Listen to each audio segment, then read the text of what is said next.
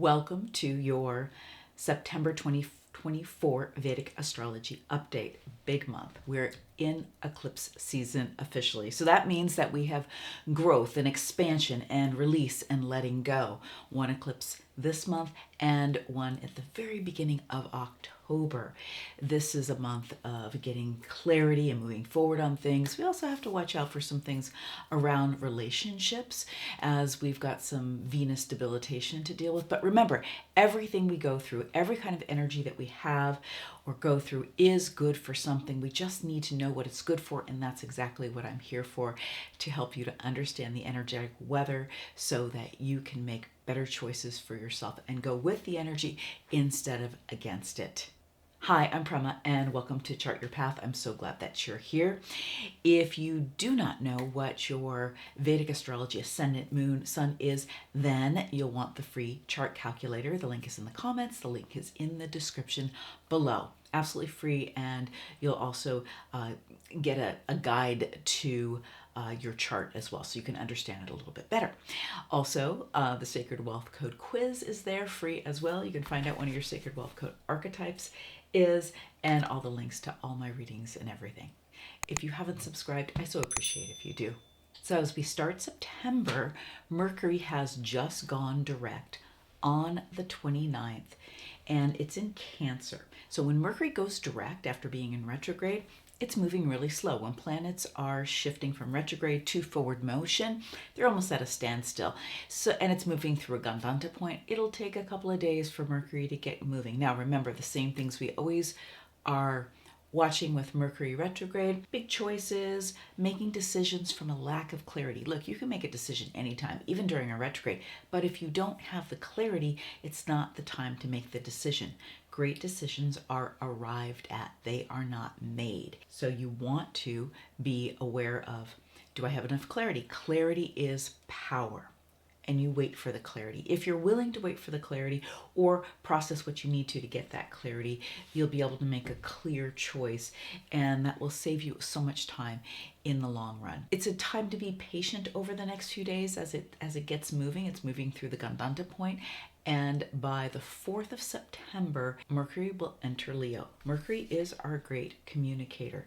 It is also the great merchant, which deals with all of our business and entrepreneurship and trading of things and such business. This is going to start moving forward. So if you've been a little frustrated, it's been a time to reevaluate some things in your business. For you entrepreneurs, for those of you working professionally, this has been a time to reevaluate so you can recalibrate and make some new choices and have things move forward in a much better way. Look, retrograde planets, when we reevaluate something, when that retrograde is happening, we're going back over a trail, a territory, choices we've made before. And we get to look, does this fit? Does this fit? Does this fit? Is it not resonant? Let's make a new choice. It's a beautiful thing, actually, even though it's a little frustrating. So communication is going to get better as Mercury moves into Leo. It is a place where projects can move forward.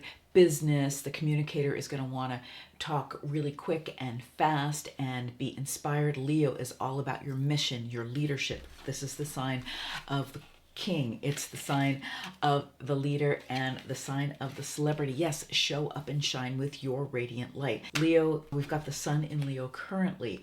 So it's a time of self-expression. Hopefully this retrograde is helping you to understand where you have not been as expressed. I know for myself, I went to a retreat during this time, and it was perfect because my 12th house, Mercury was retrograding. 12th house is a place of retreat, among other things. And during that, a lot of it was about self-expression and just releasing those old parts that are keeping us from the fullness of who we are, because your gifts want to shine through you, and it is only our shadow that's in the way. Nothing wrong with having a shadow. We want to be aware of it so we can bring it into the light and allow our gifts to come through more so. So whatever you have to show up with, whatever you have to lead with, the sun is there illuminating, Mercury is there illuminating in the sign of Leo, really asking you to, powerfully lead your mission. Be self-expressed. Be in your gifts and share that generously. It's a place we individuate. So a lot of powerful energy in Leo. Of course, Saturn is in Aquarius, our great organizer. It's retrograding still, and it is across the zodiac. And so Saturn's bringing a little bit of that seriousness and that limitation. It doesn't have to be limiting, and serious doesn't have to be heavy.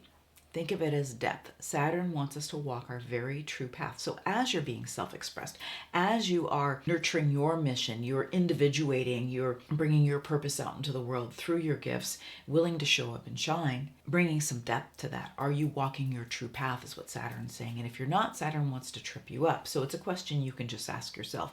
So if you're feeling contracted around that, what do you need to release? What do you need to open up to? So that you can be more fully expressed in your truth. Because if we're not walking our true path, we are not going to feel authentic. And when we don't feel authentic, then we will not express ourselves. We'll feel that catch, we'll feel that contraction because it's not aligned with truth. Venus is in Virgo as we start the month. It's there till the 18th. Venus in Virgo, that is our great connector. It's our great artist. And Venus in Virgo is debilitated because Virgo is the sign of purity. It's Mercury's sign. And it's the natural 6th house of the zodiac. Although it means something specific for you, it has a specific house that it represents. I'm talking generally. The 6th house is all about work-life balance. It's about purifying. Virgo is all about getting down to the details of things, being very practical.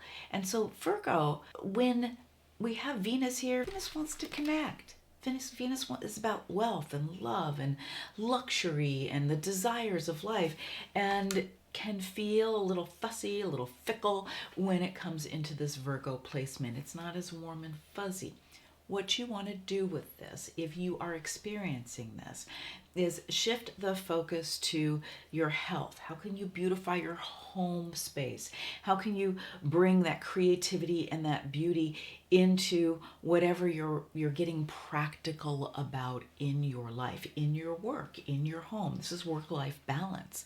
Watch out for being judgmental. Watch out for being critical of others in your relationships, but this can also show up as being self-critical. We all have an inner critic, and we don't need to give the inner critic any more airtime. So if you find that is going on for you, take time out, really ask yourself some potent questions. What is it that I'm dissatisfied within myself, that I'm being critical of myself or others? I'd love to hear what comes up for you. What is it that you're being dissatisfied? So we tend to be critical of others as a mirror about something in ourselves. So check in with that. Take care of yourself, focus on your health. It'll be a short time with Venus in Virgo, and then it's going to move to Libra. It owns Libra, and it's going to be very creative and liberating when it gets there. Mars is in Gemini as of the 26th of August. It'll be there till October 20th. Mars is our great strategist in this position, and Mars is always an honorable warrior too. Okay, but in this air sign, it's very much of a strategist. Wants to communicate. It is eventually going to move into Cancer, retrograde, and come back into Gemini. It's going to spend a long time in Gemini between now and the end of the year. So with this Mars energy, Mars is hot and fast, and this is very mental Gemini, being curious, very passionate about what we're talking about. But let's bring Mars into the picture, and we can be argumentative. We can want to really get into debate, and that's fine to get into a healthy debate. But watch out for where you're choosing to argue as opposed to listening and hearing someone else's ideas as much as you want to share yours. We learn a lot from each other's differences. We're not all supposed to be the same. It would be very boring if we were. With Mars, you always want to burn off some of the extra energy. You do that by exercising, by sweating. If you have a strong Mars in your chart, a Mars in Leo, a Mars in Aries, a Mars in Scorpio, you want to make sure that you're giving that, or a Mars in Capricorn, you're going to want to make sure you are giving that Mars something to work with. So that's exercise. Breathing exercises are breath work is fabulous for this as well. Grounded, get outside, use your body, find something to feel productive with, because with this energy, sometimes you can feel just like you can't quite complete something, a little bit restless, you're talking about it a lot. Pick a project, pick something you do want to complete, fine. Communicate about it, but actually set yourself up on a structured schedule and check off the boxes and get something done, because Mars likes to get it done. And that way you'll be satisfying that need to feel like you're moving forward and taking action and being productive. We have a new moon in Leo on the 2nd of September. This is the great sign of the leader, of the king and the celebrity again. It is in Purva Palguni. It is at 16 degrees. So we're starting the month with this restart, this reset. We've got a new moon. This is a very wonderful nakshatra. It is the nakshatra of good fortune, of marriage, of prosperity, of marital happiness. I got married with a muhurta, with the moon in this placement specifically. It's one of the things we do in Vedic astrology. This is the place of Lord Shiva's marital procession. It is where we come together, where we're connected. Venus is the ruler of this nakshatra, the great connector. Each nakshatra has a planet that rules it, but Venus is debilitated during this time. So at this full moon, we may not feel that connectivity that we can at other times when we've got this placement here. So we want to make sure that we are spending the time to connect to the source of our being, connect to the divine. We're connected with ourselves, connected with the divine, and then connecting with others. So be very heart-centered during this full moon, even if it feels challenging, and especially if it feels challenging, especially if you're like, I want to fire back at them. Take a deep breath. Be responsive, not reactive. Swallow your mind and speak from your heart. Your heart knows the way. And even if you are feeling a little reactive, if you're very intentional, you can find a way to connect and be true to yourself without hurting someone else. This new moon is also an energy of really creative expression, and generosity. And that's another way to work with the debilitated Venus. Like, how can you be more generous? So you want to set your intentions on this new moon. And in setting your intentions, really tune in and what is the restart you want for yourself around creativity, around the prosperity that you want to create, the self-expression. This is Leo. This is where we're self-expressed. There's a lot of good energy here for that. So really tune into that. Like, what is that restart around your self-expression, your creativity, your creative thinking, your generosity, the happiness in your heart. Leo is like the fire in the fireplace that radiates. And that's, we have that ability to do that from our hearts. So really powerful new moon, but it's got Saturn aspecting it again. And with that aspect of that Saturn retrograde, again, it can just put a little bit of pressure and seriousness on us. Use that for depth. Meditate, tune in, really come into yourself and have that stronger connection with the divine on this darker time. New moons are dark times. It's a time to tune in and allow that new intention to come forward for the next 30-day cycle. On the 16th, the sun moves into Virgo. Now, the sun, as I talked about, has been in Leo and all this self-expression. Now it moves into that natural 6th house of the zodiac, of that work-life balance. It is really wanting us to get down to the details of our mission. What is the details that need to be attended to, the structure, the things that need to be put in place to support our purpose, to support our mission. So maybe you're birthing something new in your business. Maybe you're birthing something new in your work in the world. Maybe it's a book, maybe it's a project and you're working on it. This is where we're going to take the courage that we've gained in Leo. This is where we're going to take the confidence and then back it up with what needs to be put in place on an earthly level so that you can channel that out into the world. So for instance, maybe you did have an idea for a new book. Maybe the next expression, like for me, I've been recreating some of my services and programs. That's been going on during the retrograde. And so there's a lot of new structures that are getting put in place by me and my team to support support those. I'm excited about bringing you all of those. My new membership, my revamped new mastermind that I'm launching, and a couple different reading specials that are coming up as well. So this is, again, how we structurally take care of things that are going to allow our authentic expression to come out confidently and not get caught in the details. Because Virgo is about purity on so many levels, that also means we have to clean and we have to clear. And K2, the mystic, is in Virgo, and it'll be there until mid-2025, and we'll be having an eclipse on October 2nd involving K2, the mystic. K2 wants us to let go of anything we need to in order to walk our divine path, really walk that path. So usually we go through some kind of purging or releasing or feeling of loss if we're not willing to release on our own. Loss is only when the ego is looking at letting go of something and it feels like loss, where the soul looks at it as, that doesn't fit anymore. It's not resonant. It's transcendence. Let's move that energy and bring in something else. So this is a very potent time with the leader, with being in Virgo, and it'll be time to really start to put some form to some of your new expression that's coming up for you. On the 17th, we have the prenuptial lunar eclipse, which is a partial lunar eclipse, at just like a degree of Pisces in Purva Burjapada. Now, this is really going to be activating our emotions, our intuition, and helping us to see through the veils of illusion.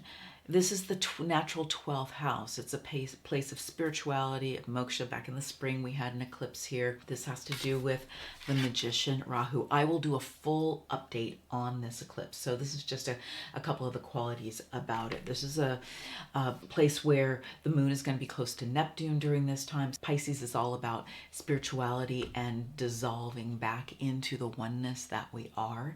And the eclipses, we need to see through the veils of illusion that are keeping us sort of hooked into the patterns of the Maya, of the material world, that aren't allowing our transcendence. So we'll be releasing things. We'll be letting go of things during this time.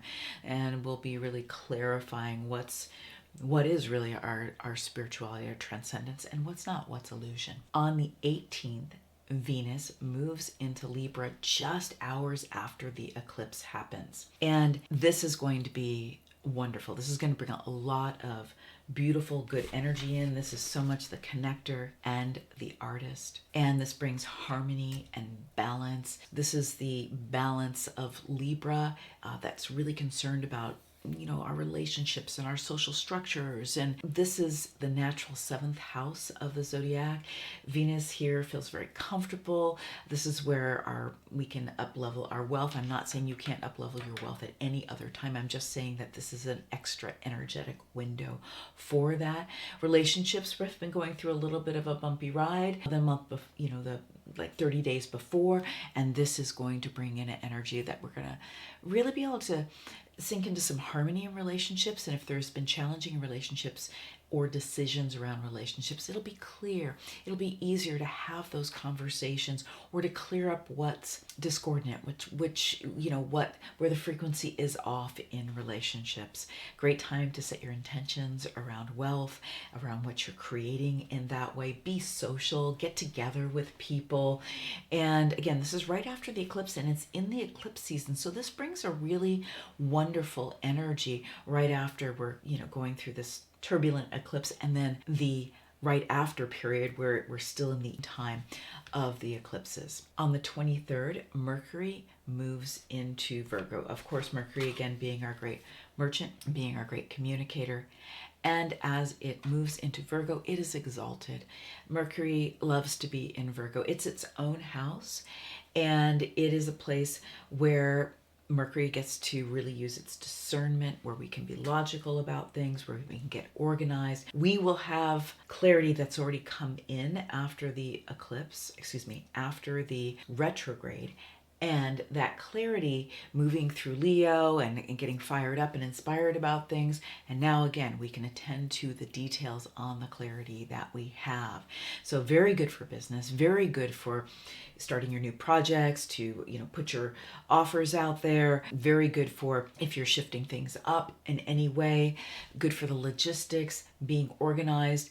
And again, it's the sixth house, so it's that work-life balance. We have to deal with the details of life, the details of home, details of work or business, and that needs to be in balance. So there might be some new decisions you're making and discerning during that time on how you're going to bring balance if you're too much sucked into work, or kind of laying back and too much in the home life in that way.